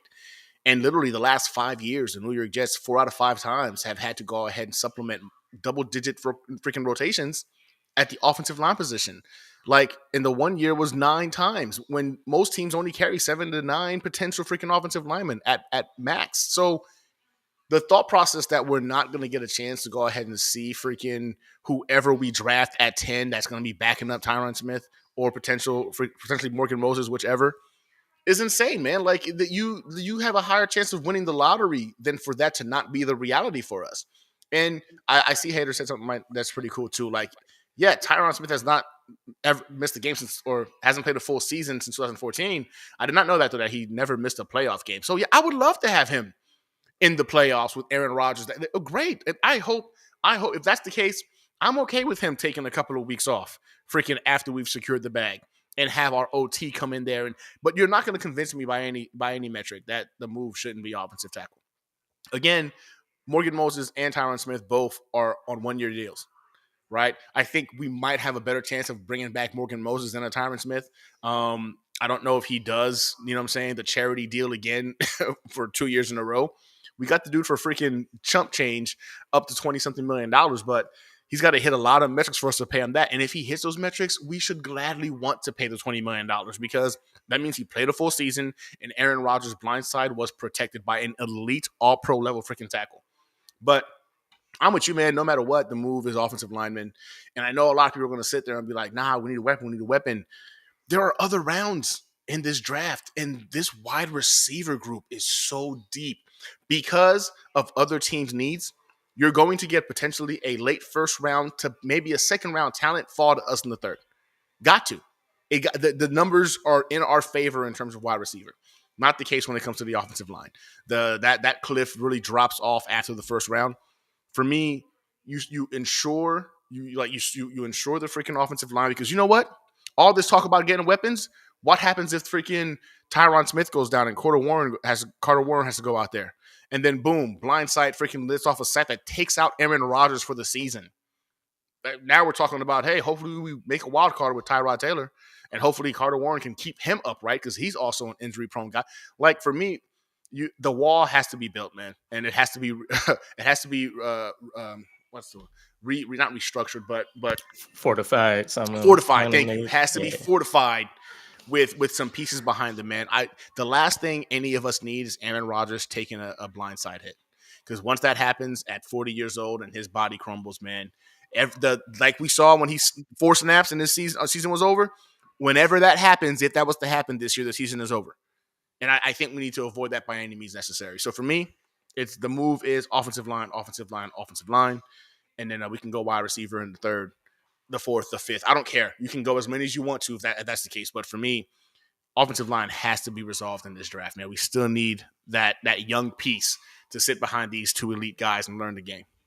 Yeah, I think a lot of us, at least a lot of people that I chat with about this, I think they worry 90% about the talent and 10% about what the impact will be, right? And what I mean by that is, let's say the argument of taking a tackle at 10. Tyron Smith is guaranteed to miss, essentially, if you just want to go with analytics, 4 to 5 games. So you're going to need a quality starter for 4 to 5 games, right? Especially considering, as Hader mentioned, that awesome stat, he's ready for playoffs, right? If he has to miss some regular season games, cool. He trusts his team. We're in that kind of mode. Once we get to playoffs, I'm here. We're set. I'm cool with that. Do I'm actually pretty high on Carter Warren. The more I've been sitting down and thinking about and all that kind of stuff, but do I want to trust him to be, the primary backup tackle? Absolutely not. Especially considering the talent gap that will be there between a Joe Alt, a Fashanu, Fautanu, all of those kind of guys, right? So bringing in a rookie tackle, he's going to see 4 to 5 games at max potentially if things work out in a best case scenario. I would say the wide receiver also, generally speaking, is probably coming in at best as a wide receiver 3, right? Mike Williams might not be ready week 1, so there could be some debate there, but I would say I would even feel more comfortable with the guy that's having experience, even though he had a terrible last year, and Alan Lazard kicking things off for the first week or two, and not necessarily throwing a rookie into the fire if we're going 3rd, 4th, 5th round. So I think it only makes sense, right? I'm a guy that personally doesn't think we should necessarily dive back into the Tyron Smith well after this year. Let sleeping dogs lie after that. So bring bring Morgan Moses back. Find a way to extend John Simpson if things go really well, and then you already have potentially 4 pieces locked in place: a Fashanu, a John Simpson, Titman, Elijah Farrah Tucker. We'll see what happens with him as well, and then Morgan Moses or else. So I think it's more likely we find a high quality wide receiver 2/3 for us, because realistically, we only need a starting slot receiver, depending on how people feel about Xavier Gibson. I think the trade-off, and this is how the smart GMs really take advantage of a lot of these drafts. 3rd, 4th, 5th round is where Joe Douglas can tap back into the Philadelphia Eagles, Baltimore Ravens route, where you're saying, how the hell did you get a Malik Washington in the 4th round? Boom. Instant slot starter. Nobody's going to be pissed, right? If you see a Fashanu 1st round, you see, and I usually throw the haymaker for people. Don't be surprised if you see a defensive player in round 3. I know we don't want the premium picks there, but it could happen. Fashanu, let's say what's the guy I'm thinking off the top of my head? Like a Malik Hall, and then in the 4th, you get a Malik Washington. Like, I don't think too many people are going to be pissed. Realistic. You know what's crazy? Every time somebody says like the move has to be, and again, I'm with Jets Afterburners podcast here. Remember to have them sit behind and learn behind Smith. The value of that in itself is so underappreciated. You're talking about because Smith is a technician. The dude is an artist when it comes to using technique. To have somebody with the raw skill set or the strength or the whatever, right? To learn the technique piece behind a Smith is so invaluable, man. Another layer as to why drafting offensive lineman makes sense. But people forget, Puka Nacua wasn't a 1st round pick. He wasn't a 2nd round pick. Cooper Kupp wasn't a 1st round pick. He wasn't a 2nd round pick, right? There are potential wide receiver ones, like stars, that you can find in the 2nd, 3rd, 4th, 5th round. Like, it happens all the time. Now, the Jets haven't done it. The Jets haven't done it. Yeah, I was going to say, coaching staff comes into place with that. If it was ever going to happen, this is the draft where it could happen. Because again, like Malik Washington, I love the kid. You brought him up and I was like, yeah, this is one of the guys that I thought to myself, oh, 4th rounder, boom, that's easy. Run it up, pick Malik Washington. But I'm seeing since the Senior Bowl, he's kind of made himself known. So now 3rd round is in that range. I'm like, man, I love the kid. I mean, quick, athletic. He's like 200 pounds of solid muscle. The dude can run every route. He's a demon in the slot. And he's the surest hands, I think, amongst individuals that are slotted to be a slot receiver. Love Malik Washington. The only reason why this guy is not going to be a 1st rounder is because he's 5'9". That is it. That is the only reason why a team would not pick him up in the 1st round. He's 5'9". But I would love for him to be on this roster, man. Like, I think people need to relax on, like, you got to get a weapon because there's a lot of, in all actuality, man. Watching all these wide receivers, I'm seeing anywhere from 10 to 15 guys that honestly are late, like 1st rounders to early 2nd rounders that aren't going to go because other positions of need are going to be in front of them. It's deep, man. I don't think since I started looking at like tape the way I do, I've ever seen a wide receiver class this deep where you watch a guy and you're like, wow, he's good at this. Good at this. Oh, wow, this guy's good. And again, they're not all the same player. They're all great and talented at their individual skill sets, but they're NFL caliber skill sets. NFL caliber that will translate to the NFL. And that's what you want when it comes to your wide receivers, man. So I'm with Jets Afterburners podcast. I'm with you on this one, man. The move is easy, man. It's offensive line. And again, if the Jets choose to not go that route and they go wide receiver, or God help us, they go Brock Bowers. Jets fans are. I don't think Jets fans would be pissed about it because at the end of the day, you're adding another piece to the offense. I won't be. So I'll be agitated if they get Brock Bowers. Right? If it's Bowers, bro, I'm livid. Yeah, for me, if they get a quarterback or anybody defense, I'm going to be livid with the 10th overall pick. If they push Brock Bowers back and they grab him late in the first and they get a couple of seconds, you know what I'm saying, to mitigate that, all right, I can live with that. But my dream scenario, offensive lineman, and then you grab a wide receiver in the third if we don't make any trades. Yeah. You were saying, were you thinking quarterback? No. Well, no. Don't do so, okay. No. Super early in the offseason, I was like, yes. The only reason I have hesitancy there, right, is that I kind of alluded to this over the last few videos I did. I kind of have an understanding of where Packers fans are coming from, right? We've gotten a small taste of it in a year's span, but we've seen Aaron Rodgers go from, hey, this is a year-on-year basis. Okay, never mind. I'm loving it here in New York. We're going to go 2 additional years since I, blew out my ACL. Then he's like, matter of fact, I'm feeling great during rehab. I might be able to give you guys 3, 4, 5, 6 years. So now it's like, how do you go about game planning, right? And obviously, I don't think it should be first round because then you literally are recreating the PTSD he's going to have about you took my replacement instead of giving me an option. But Brock Bowers is a definite no-go for me. And it's not because of a talent perspective or anything. It's purely this coaching staff. We already know they don't know how to game plan for our weapons. Facts. So they have to already come in talented, which he is. That's fine. But he has to be used in a specific way. So I don't look at him as a tight end. I do refer to kind of the common theme that you get with him as being a weapon, right? But I've looked at him pretty extensively now, right? Jets X Factor, they've done a great job of breaking him down. And then I like some of our analysts that are out there, like Connor Rogers, etc. This guy's comparison that I would throw out there, and I've seen this used elsewhere, isn't even to a tight end. He is like an elite H-back, right? Coming into the league. I look at him as like a high-level Kyle, what's his name? Juszczyk? What is he, a 49ers fullback, I think? Yeah. He's like an elite version of him. Of that, yep. Why the hell would I want that in the first round? Not saying that's not useful, right? Kyle Juszczyk is a name for a reason, right? You can't name 3 other fullbacks in the league. But no, I couldn't. That's not going to get the Jets over the hump in the first round. And we're going to try to put him in a traditional tight end type situation. And that's not where he is going to, accelerate in his career. I'm perfectly comfortable with Tyler Conklin. I think that man can crack 1,000 yards legitimately in this season. I love Jeremy Ruckert and what he offers. And then even in the third depth spot, Kenny Yeboah looks great as a core special teamer. And, he offers some big playability.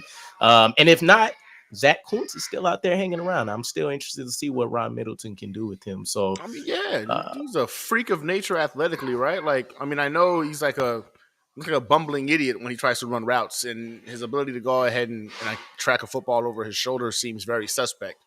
But this is why we have a tight end coach like Middleton for, right? He's one of our better coaches, offensively anyway, on this team. Put some working with this kid, man. Maybe this offseason he's actually taking it more seriously and he's trying to get better. But the kid has some freak tangibles, right? Like 6'7", 250 pounds. He runs a 4.40. Like, that's disgusting, man. Like, you don't get the combination of size, strength, and speed like that. And he has it all. I guess it's raw, but we need to go ahead and see if our tight ends coach can go ahead and turn that into something serviceable. I mean, to be fair, he's so what? 2 schools, right? I think he went from I can't remember what the first school is, but he ends up with Old Dominion, right? It's not like he's really Yeah. out here getting, grade A coaching. He No. really just out athleted a lot of people, and even that didn't go extremely well. So it's like, why not take the shot on the guy that offers anything you could potentially dream up in a player at that position? You might not figure it out in year 2, which I'm perfectly fine with, but that is worth a shot. Again, for Ron Middleton being one of the more established coaches on that side of the ball, I don't see how you can go. So you mentioned Aaron Rodgers, with the whole like, what I'm saying, like going to be a quarterback for the next few years, etc. I don't know if you caught wind of this, man, but did you happen to catch Coach LaFleur talk about how he was shocked when he found out that they were cutting Aaron Jones? Like, he apparently didn't know that they were going to cut Aaron Jones. I saw Yeah. that, bro, and I was like, so Aaron Rodgers was not lying to us. He was telling the truth about the lack of communication between the GM, players, and the coaching. How does the offensive minded head coach of your team not know you're cutting his number one running back? Like, that to me was mind boggling that was even that's even feasible, or that he stated that. So I saw that and thought to myself, so Aaron Rodgers was not lying to us. They don't communicate. So if y'all are not tracking it, man, so during a press conference, Mike LaFleur or Matt LaFleur literally was asked about, losing Aaron Jones, and I kid you not, man, my man said, in all actuality, I was shocked he got cut. I had no idea this was coming. And then I heard that and thought, no, that I must have misheard that. But then I, of course, rewinded it because of YouTube. Thank God for that. And he definitely said that. And for me, it made me think like, man, Aaron Rodgers stated that they didn't communicate well with him and nobody was keeping him in the loop, et cetera, et cetera. And everybody called him a liar. And then now the head coach just said he didn't know that the team was going to cut his one of his elite weapons. In fact, his best offensive weapon, if you're being honest. He's the only veteran presence that's been in the game with him since he got there. And he's a top 5 running back in football when healthy. They cut him. Let him go for nothing. And he didn't know about that. Yeah, I mean, I'm not really surprised dealing with the whole Aaron Rodgers signing when we had, months and months and months of just waiting and stuff. Packers fans were cluing me in left and right into like a ton of the internal drama they got going on there. Like, on the outside, it looks like a well-run, organized machine, and I'm sure it is 100%.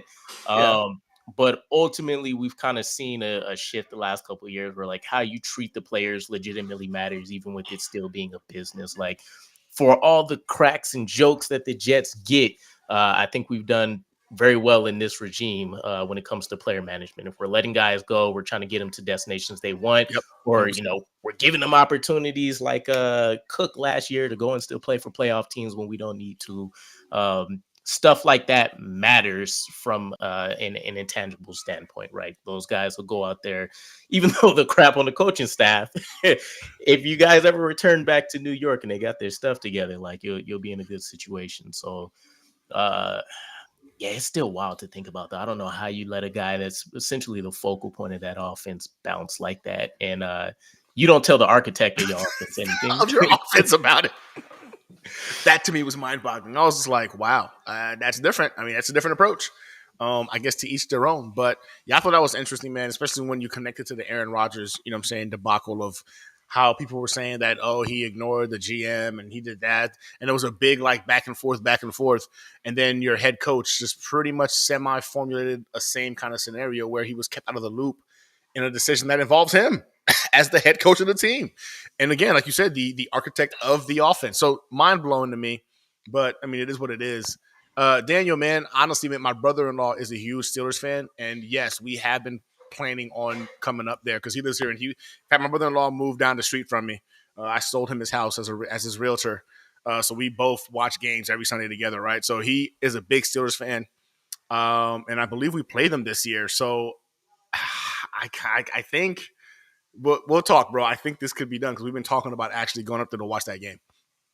Man. All right. So for the draft, right? So we've talked about like what we would like them to do, right? Like what we both feel like our opinions are about it. What do you think they will do? Like if you had to bet your house, your mortgage on it, What do you think the New York Jets are going to do in this draft? Are we considering like trade ups and all of that, like Yep. the whole gambit? The whole shebang. Okay, so I would say option A is probably trade down. I think that recent rumor I heard is legit. They love the depth of the draft. You can double dip in the first 3 rounds, no questions asked, right? If that wasn't to happen, because it's kind of tough with a lot of the quarterbacks going early, you'd have to hope somebody falls in love, and then even then they have to pay the quarterback tax, and that's probably steep. Right. I would honestly say it's probably tackle. I know wide receiver is still getting a lot of love. I've heard a lot of the trade up hype, which I don't want to say isn't legit. I just don't think it's as realistic as a lot of people are saying. If you take a look at the offseason moves, we grabbed Mike Williams. We still had rumors up until like last week that, hey, we want to also go and maybe look at an OBJ still, a Tyler Boyd. You don't go and establish that many veterans, especially when you were still high on an Xavier Gibson. You were still high on Irvin Charles, who you need even more this season with Justin Hardy leaving. And Jason Brownlee, right? And you're still talking about also dipping into the draft, potentially later in the rounds. I hear a lot of people still saying they want 2 wide receivers. I don't think that necessarily occurs. So if it's not a trade down, I think we stay in. This is one of those drafts where you can't really miss a tackle. I feel like regardless of if it's left or the right side, the options that are going to be there, and the situation we set ourselves up with them being able to sit behind a Morgan Moses, a Tyron Smith, is picture perfect. I can't remember a better draft setup for the New York Jets where you know the needs and you still can't necessarily pigeonhole us to a certain, a particular player. Yeah, man, I agree with you, man. I think that it'll be very hard for Joe to mess this draft up, right? Like in essence, I think this is his opportunity to go ahead and kind of like keep adding to the fact that he's been able to do a great job in drafting the last couple of years. So for me, I think looking at how aggressive they've been in free agency in terms of some of the like win now moves that they've made. If you're being honest, every move he's made has been a win now move. I'm starting to feel like there is more smoke or more smoke to the fact that he would like to trade up in this draft to go ahead and kind of solidify this roster even more. Now, for me, if you're going to do that, it can only be for one of 3 players, right? It's going to be Malik Neighbors, Marvin Harrison Jr., or Joe Alt. That's the only way you trade up. I don't see, like, for me, those are the only, well, if I had to tell you that there's going to be 2 people only that's going to succeed in this entire draft, I'm going to put my money and my mortgage on MHJ and Joe Alt. I think those are the guys with the safest picks in this entire draft. You would trade up for Joe Alt? Like, are you saying like the national ideas? No. I would not trade up for Joe Alt. I'm saying that if the trade up was going to happen, it's for one of those 3 guys. If I'm being honest, I think it's for either MHJ or for Malik Neighbors. That would make the most sense to me in terms of adding another super freaking a legitimate wide receiver 1 on the other side of the Garrett Wilson. I think that makes the most sense. But I'm not betting my house on that. So if I'm going to bet my house on that, I think I'm going to go with the trade down scenario. I think Joe D loves his picks. He loves his assets. I think he feels really good about what he's been able to kind of put together and accomplish in free agency. Again, he's surpassed what the majority of us didn't even foresee as being possible in being able to go ahead and fill all his holes and needs before the draft even gets here.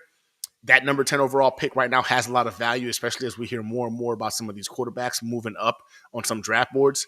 I think if a guy like Bo Nix or J.D. McCarthy is there, someone's going to jump up to go ahead and potentially come get him. And I think in that scenario, they trade back and they wind up with either Fuaga or Latham as their tackle, but they'll have a second-round pick to go ahead and go after a wide receiver. So I think if I had to bet money on it, yeah, I stand with you on that one. They're going to trade back. 2 questions. All right, to kind of follow along that same line because I'm curious. How far would you be willing to trade back? And is there any players that you would realistically see on the board that you would say, I'm not trading back for? I'm definitely picking this guy. Honestly, I've been saying it this whole time, so I'm going to stay with my guns. I think if Fashanu is there or if Adunze is there at 10, you don't move back. I think they're like that tier 2 category, right? In terms of after Joe Alt and MHA and Neighbors, Dunze is like that tier 2 wide receiver that has a high upside as well. He can run the entire route tree. He's got strong hands. I mean, the guy is another baby Mike Williams, right, with a little bit better route running. So I'm all about that. So I like Dunze a lot. And I love Fashanu, man. Like, Fashanu for me is my favorite tackle in this draft. A lot of people will say stick with Alt, or I'm seeing Latham creep up into some people's drafts. I'm liking him, but I still love Fashanu, man. I love how aggressive he is. I love his ceiling, so I would take him at 10. I wouldn't move back. But I feel like maybe Joe D will move back because I'm hearing Latham right now is really jumping up on some people's boards. He was originally a top 20, 25 pick. Now I've heard some people say he's going to be a top 10 pick. So, yeah, for me, man, it's for Shino and Dunze. I'm not moving back. Otherwise, I'm moving back if an opportunity presents itself. I think I'm like probably the super odd man out on this. For me personally, as much as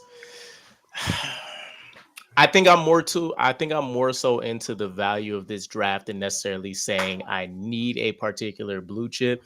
So if there was like a Roma Dunze still there, I think I'm taking advantage of that and somebody treating him like a quarterback almost, essentially, with him being included in the top 3. I would probably still trade back. I think there's probably 2 or 3 tackles that if they're there, I'm staying to draft them. But if it's a wide receiver, I'm probably still going back. Really? So if MHJ by some miracle dropped down to 10, you trade back? He's getting us a certified future first round or second round pick and something this year. He's gone. he said bye. It's a wrap. He's gone. As much as it would pain me to do it, I would definitely still make the move. It'd be right down to the last few seconds of the clock if I'm keeping 100. But yeah, I would probably still make the trade for him because I think when it's all said and done, you can look back in this class by the time guys are getting their next extensions and you can say, okay, from this perspective, if you do a top 50 board, there's going to be 18 to 27 wide receivers in there. Those guys are going to go anywhere from first round all the way down to like fourth. Yep. So I take a look at guys that could be there in the 4th round, and I'm like, all right, year 1, you don't have to play a ton. You're going to learn behind a Mike Williams if you have that build. You're going to learn behind a Garrett Wilson if you have that skill set. You still have an Alan Lazard there for insurance, which I know isn't the greatest sale. And then you still have the younger options around with them, the Xavier Gibsons, the Jason Brownlee, the Irvin Charles. So there's a lot of uniqueness in that room. After a year, I think the sky's the limit. Like Devontae Walker is still my guy after it's all said and done. If he's there in the 3rd, I'm taking him. I think he's a mid to high end wide receiver 2 right out of the gate that potentially is going to be up there with a Garrett Wilson if he gets a little bit more time in. So out of UNC, right? I'm taking Devontae Walker. Yeah. UNC. He's Drake May's boy. Nice. You think he's going to drop to you said the 2nd or the 3rd? I think he could be there in the 3rd. I think a lot of people paid too much attention to some of the drop issues he had in like the Senior Bowl and, even in the Combine. He had a pretty great pro day. I've been super hyped. Wow, what the hell? Did your lights just go out? No. All right. I got to cut the light on.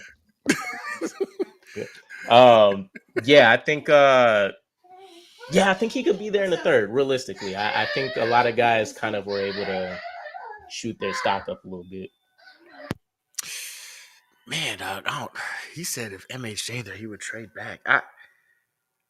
That'd be hard, man. I mean, I'd have to see what the compensation looks like, but if you're talking about a couple of firsts, we recruit this year's second. So let's say, right, because you're talking if he's somehow magically there at 10, 21 teams behind us, you take a look at a team like, let's just get crazy, right? Let's just go with the easy one. The Vikings, 2 first-round picks. I know they don't necessarily need a wide receiver, but they got the crazy Justin Jefferson trade talks, all of that. They give us 11, 23. They give us a future 2nd next year, a future 4th or something, maybe like a 7th-round pick this year. Like, I'm pretty sure I'm willing to jump on that. So you would in essence have 2 firsts this year.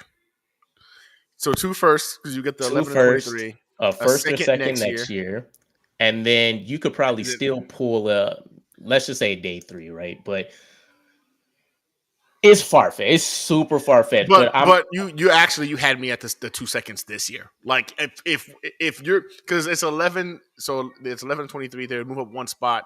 If they're like, hey, take both of our seconds because we want MH, or take both of our first, we want MHJ.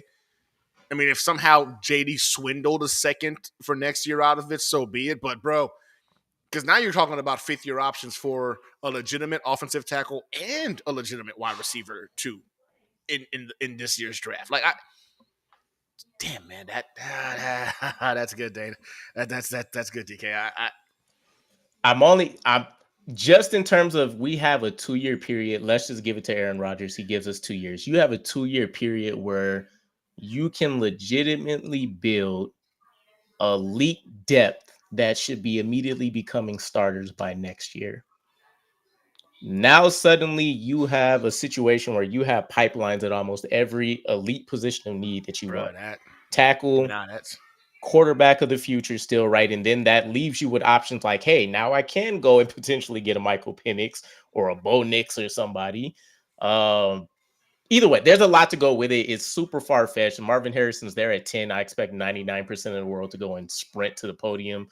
But I would seriously consider it, right? Because then the only other conversations that are going to come up out of that would be now you wasted money on Mike Williams. Nobody expects MHJ to go at 10, right? But now you've kind of overpaid Mike Williams in a huge, I don't want to say huge overpayment, but you started to invest resources in free agency that you wouldn't necessarily have needed. And but for a team so strived of offense, I wouldn't think that. I'd be like, ooh, we got 3 wide receiver 1.5s, bruh.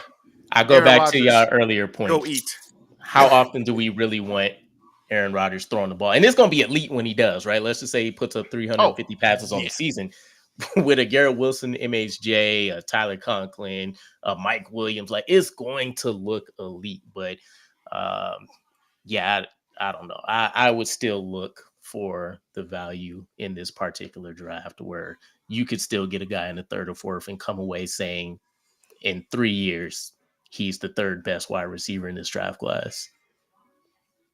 That's very feasible. Man, it's a lot to unwrap, man. It's a lot to unwrap. But again, this is what Joe D has gifted us with his outstanding freaking free agency, man. Like, if you had asked these kind of questions, these conversations couldn't even be had last month. In February, we couldn't have had these conversations. At the beginning of March, we couldn't have had these conversations because we all knew this offensive line is in shambles. The 1st, the 3rd, the 4th, it's all offensive line. And now we're sitting here in scenarios where you can pass up, you know what I'm saying, the quote unquote generational talent at wide receiver in the draft just to acquire more picks because you've done such a good job at constructing your roster this offseason, man. I saw somebody say to be a hater of JD, like, you're right. I don't know what I was thinking. Again, I let my emotions get the best of me. And I apologize. I said a lot. I'm sorry, Joe D. I got to be better. I didn't see this coming. I didn't have the foresight to see him be able to fix this team the way he did. And I apologize. But yeah, man, so we're coming to an end here. Hour and a half has been hit. DK, I appreciate you, brother. I know you came straight from work to jump on. I know you got the family thing you got to go do. So tell the people where they can find you. And I've already told them about our show on Friday if you want to go ahead and touch on that as well. Yeah, I appreciate it. I wish I could have came and chatted with you guys a lot longer. Me and Gunny, it's always a smooth conversation. It's always a blast. Go up hours. Yeah, so I'm a simple man. Guys know I'm old man in a young man's body. Just catch me on YouTube, DKBxJets. I've seen somebody mention he dropped my Instagram in there. I don't really post a ton whatsoever on there, but who knows? I may repurpose it at some point. Same thing, DKB. I think it's _jersey for that one. It might be Jets. It should be Jets. Outside of that, though, yeah. So we changed our dates to accommodate life. So Jets Flight Squad podcast will be back on Fridays now, 12 p.m. PST, 2 a.m. Central Standard Time. Come hang out. It's always a blast. We came back just in time to be able to cover a lot of draft content, free agency, and stuff for you guys. So 3 heads is generally always better than 2. So yeah, come kick it, man. We're just out here trying to live the life. It'll be great to we'll turn this to an ESPN show at some point. We'll just leave it at that. Yeah, man, and like I said before, it's a really good show, man. So me, Gino, and DK, we all kind of go at it. Sometimes we're on the same page. It's a much better show when we're all on different pages, because we all feel like we have good knowledge of ball. So these conversations are legitimate, real conversations with facts over feelings. So if you got some time, definitely check in and chop it up with us. As I was stating, now I'm going to be posting more details about it. Probably on next week's draft, I'll have all the next week's live, I'll have all the details in regards to the giveaway for the watch party that I'll be throwing for the NFL draft. DK, if you're not busy, man, I invite you to come watch the draft with me on draft night. So we're going to be doing a giveaway. I'm seeing more people say make it Jets oriented. Again, leave it in the comments if you want it to be Jets oriented or just, NFL fan base oriented, and we'll go from there. Personally, I would say Jets fan oriented. I got some pretty cool stuff that I can go ahead and put up for the giveaway. So I would go that route, but I'll leave it to you guys, the viewers. But that's it, man. Another episode of Hanging Out at the Hangar. We appreciate you guys. Episode 3. This is fun. I'm loving the feedback. I get that you guys are enjoying it, and all this is coming through nice and clear. So I'm going to keep it coming. I'm going to keep getting awesome guests like DK out there as well to kind of make this a lot more interactive. So DK, brother, I appreciate you for coming on, dog. And everybody, y'all have a good night.